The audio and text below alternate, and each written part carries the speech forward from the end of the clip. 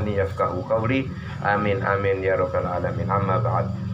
Ikhwani rahimakumullah, meneruskan atau melanjutkan di dalam pembahasan kita, masuk di dalam bagian 6 tentang maksiat lidah, yang mana perlu kita ketahui di dalam perkara ini adalah perkara yang sangat penting dan perlu kita perhatikan, yaitu yang keenam ini adalah perkara melaknat atau mengutuk.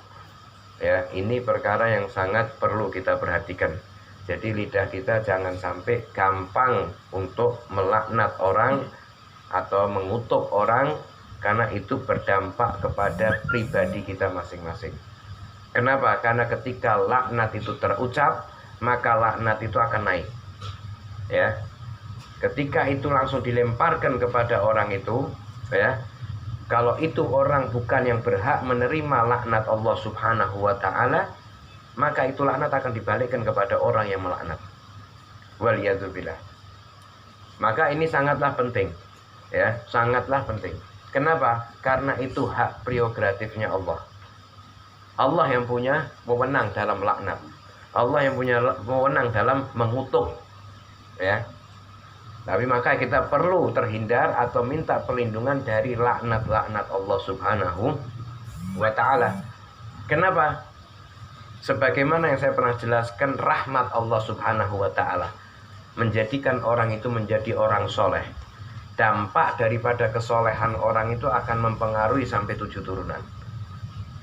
Begitu juga laknat Allah. Dampak daripada laknat Allah itu juga akan mempengaruhi sampai 7 turunan. Jadi hati-hati dengan apa yang dikatakan di dalam laknat Allah Subhanahu wa ta'ala. Apapun, walaupun kita melihat orang itu melakukan perkara yang menjadikan dia itu di dalam hukum itu dia terlaknat, itu jangan sampai kita mengucapkan kamu terkutuk atau laknatullah alaik, gitu, tidak diperbolehkan. Itu bukan hak kita. Tapi ketika ada orang mau menanyakan, ya, bohong itu dilaknat, jangan sampai terucap itu hukum. Kayak seperti hukum Islam ditegakkan itu ketika ada qadhi, ada hakim. Tidak bisa kita ketika ada orang melakukan mencuri terus langsung dipotong tangan. Bukan hak kita. Atau ada orang membunuh langsung dibunuh. Itu bukan hak kita. Satu, kita tidak ada qadhi Islam, bukan negara Islam, sehingga kita tidak bisa menegakkan hal itu. Tetapi ketika ditanya hukum, ya itu hukumnya semacam itu. Oh, orang zina dirajam. Jangan serta-merta ketika orang yang meninggalkan sholat, ketika dia ingkar dengan sholat tersebut, maka dibunuh dan lain sebagainya. Bukan hal itu terus kemudian kita lakukan. Itu ketika ada keputusan dari qadhi Islam. Ya, ada keputusan daripada qadhi Islam. Begitu juga ketika kita mengetahui hukum. Nah, hal yang kita akan jelaskan ini daripada perkara yang bersifat laknat. Maka dikatakan, ya, al-la'nu, ya, al-la'nu fa'iyyaka antal ana syai'an mimma khalaqallahu ta'ala min hayawanin au ta'amin au insanin bi'ainihi. Dikatakan hati-hatilah, hindarilah, ya, dari perkara yang mana engkau dari melaknat sesuatu. Dari sesuatu yang Allah Subhanahu wa ta'ala ciptakan. Ya, yang Allah Subhanahu wa ta'ala ciptakan dari hayawan, dari hewan-hewan, dari makanan, ya, dari makanan, ataupun juga dari manusia. Secara zatnya, secara bendanya, jangan sampai melaknat. Tidak diperbolehkan. Kita ketika melihat hewan mungkin nyeruduk dan lain sebagainya, toto kita melaknat hewan itu. Atau kita melihat kita makanan ndak suka dengan makanan itu, mencaci makanan tersebut atau melaknat. Itu tidak diperbolehkan.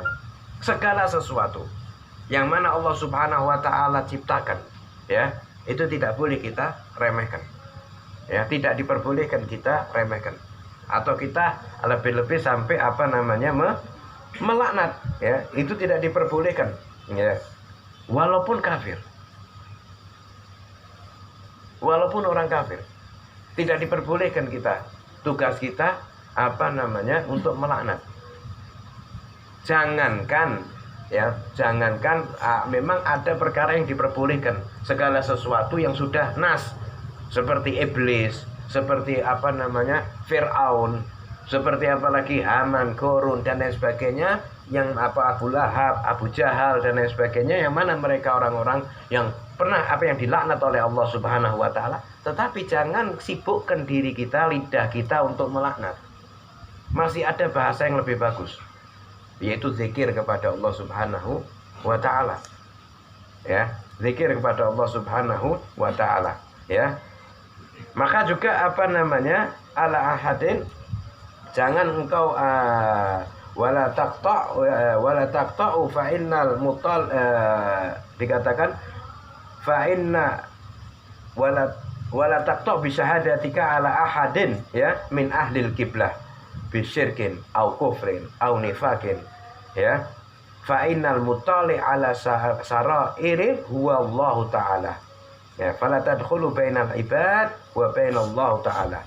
Dikatakan janganlah engkau menghukumi, memastikan, ya, atau dengan kesaksianmu dan lain sebagainya, ya, menyatakan oh fulan hadza munafik, oh fulan itu kafir, tidak diperbolehkan.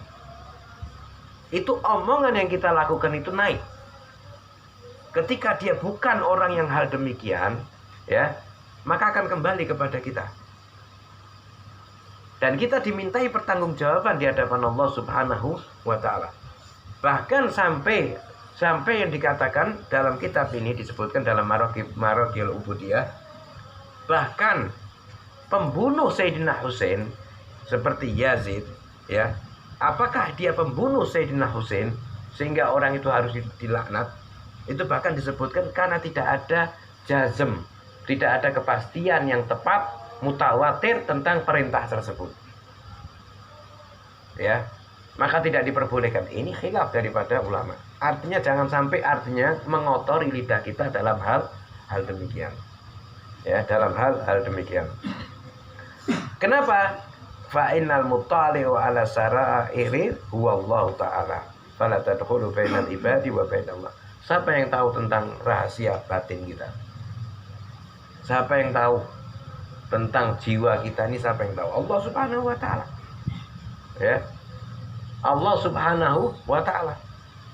Sehingga tugas kita ini bukan meneliti tentang kepribadian orang sehingga diteliti, wah ini dicari tahu keaibannya atau dicari tahu tentang kebiasaan buruknya. Tidak, bukan tugas kita. Lebih-lebih sampai menghukumi yang ada di batin, itu tidak diperbolehkan. Ada orang ini karena apa? Karena setiap orang itu dianjurkan untuk memahami tabiatnya orang masing-masing. Ada tabiat orang itu ya semacam itu, ya. Artinya dia tidak supel, orangnya tidak ini, ya sudah.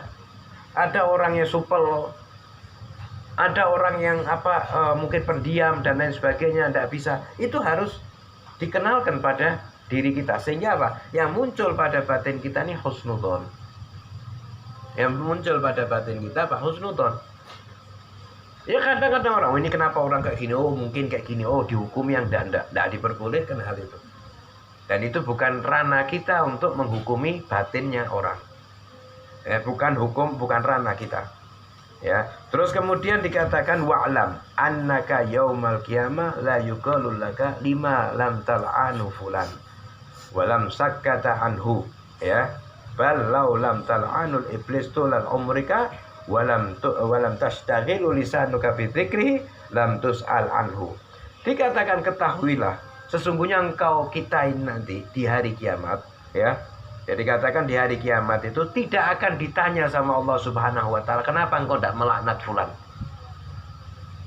Atau kenapa engkau tidak mungkin ditanya kenapa engkau tidak melaknat Fir'aun? Atau kenapa engkau tidak melaknat iblis? Atau kenapa engkau tidak melaknat fulan yang jelas-jelas dia terlaknat? Tidak ada pertanyaan itu dari Allah Subhanahu wa taala. Bahkan kalau engkau tidak membicarakan tentang masalah kayak seperti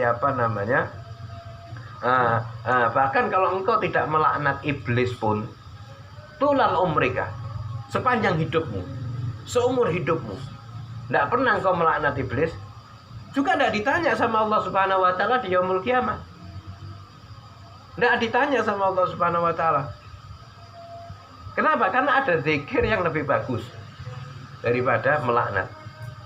Bahkan kata Allah Subhanahu wa taala, kata Rasulullah SAW, ya, ma bu'itsu la'anan wala sababan.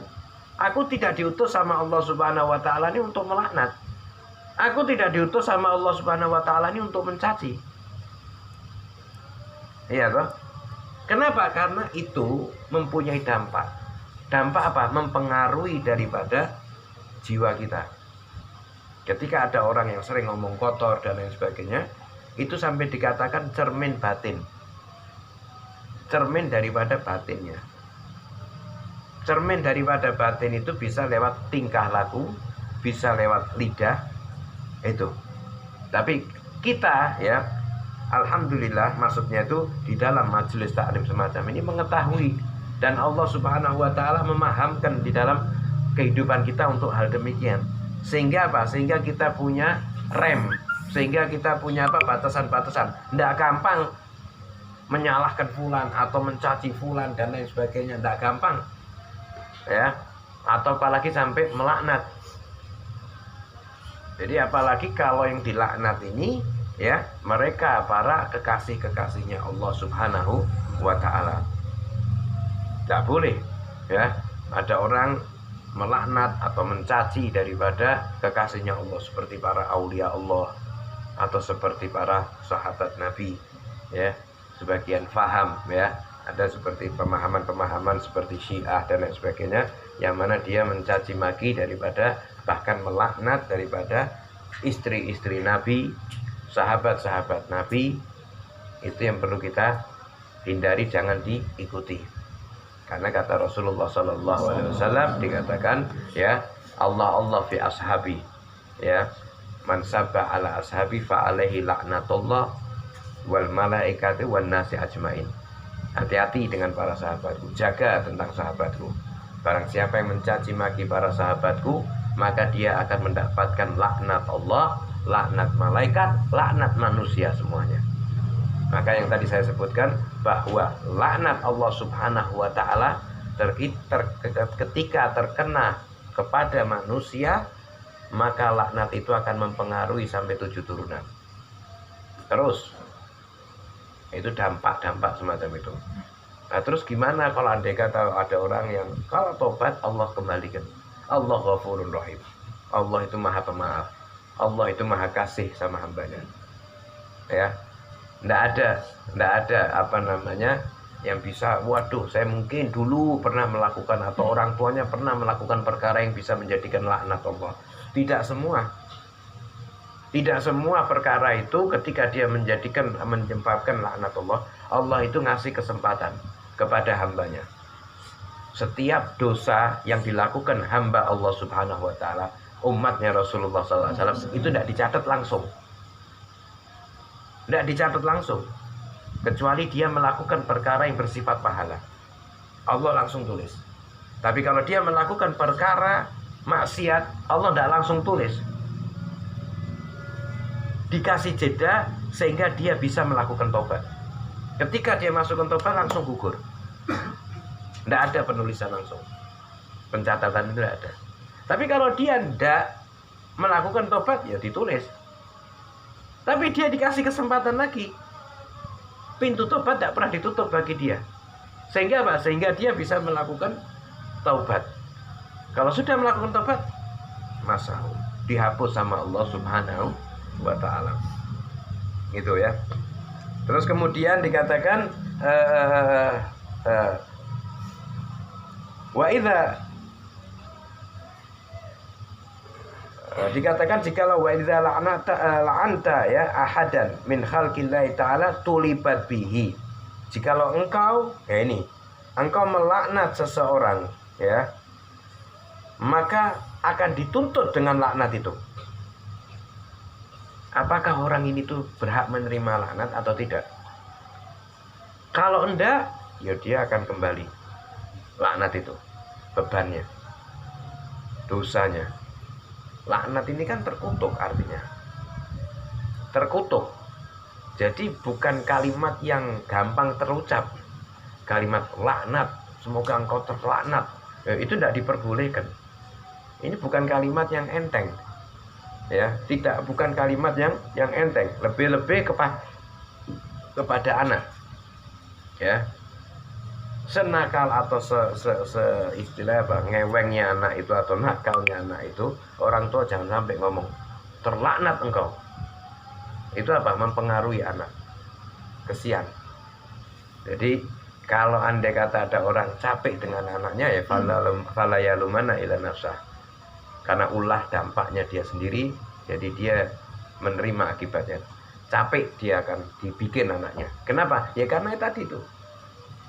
Tidak ada kalimat doa kepada anak, bahkan yang ada itu kalimat cacian, laknatan, dan lain sebagainya. Itu ya. Tidak diperbolehkan. Wala tadzumanna syai'an mimma khalaqallahu ta'ala. Ya, dan juga jangan engkau mencaci sesuatu yang Allah Subhanahu wa taala ciptakan. Kemudian faqad kana Nabi sallallahu alaihi wasallam, ya, maka ada daripada hadis Rasulullah sallallahu alaihi wasallam disebutkan, ya, wala tadhummu ta'ama, ya, ar-radi qat bal kana idza ishtaha syai'an akalahu wa ila tarakahu. Janganlah engkau mencaci makanan yang yang jelek. Ada makanan mungkin kering dan lain sebagainya. Jangan, sama sekali jangan kau caci. Ya. Bahkan jikalau engkau ada selera dengan makanan itu, makanlah. Tapi kalau engkau tidak ada selera dengan makan itu, ya tinggalkan. Yang penting jangan dicaci. Kenapa? Karena itu termasuk daripada rezeki yang Allah Subhanahu wa taala berikan. Kenapa? Karena dengan itu bisa sempurna rezeki. Ya. Ada orang makannya tempe terus. Ini tempenya semoga punah ini tempe. Kadang dicaci maki, dianukan, atau makannya bubur atau makannya itu jangan caci hal itu. Ya, itu kenapa? Karena itu rezeki dari Allah Subhanahu wa taala. Seperti kita tidak bisa makan, kita tidak suka tempe, ada yang suka. Subhanallah, ya. Ketika kita tidak suka bubur, ada yang suka. Ya, ketika kita tidak suka ayam, ada yang suka. Tidak suka tidak suka ayam, tidak suka ikan, ada yang suka. Yang penting jangan dicaci. Kalau tidak suka ya jangan dimakan, kalau suka dimakan. Wes itu aja. Kata Rasulullah sallallahu alaihi wasallam. Insyaallah jadi manfaat lana walakum, nafa wal intifa wa iyyakum insyaallah. Ya,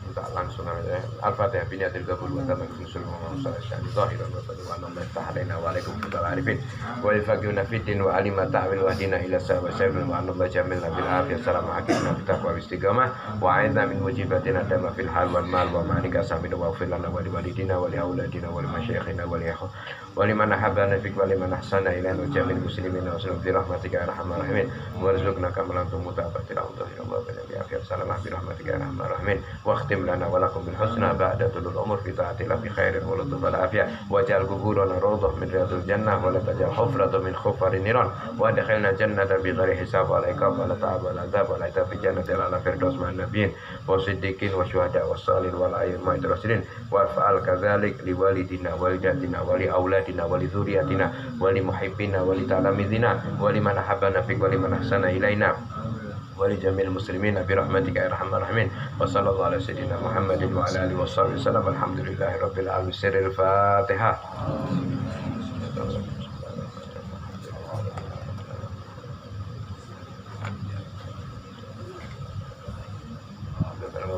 ربنا تقبل منا انك انت السميع العليم وتب علينا انك انت التواب الرحيم واخر دعوانا الحمد لله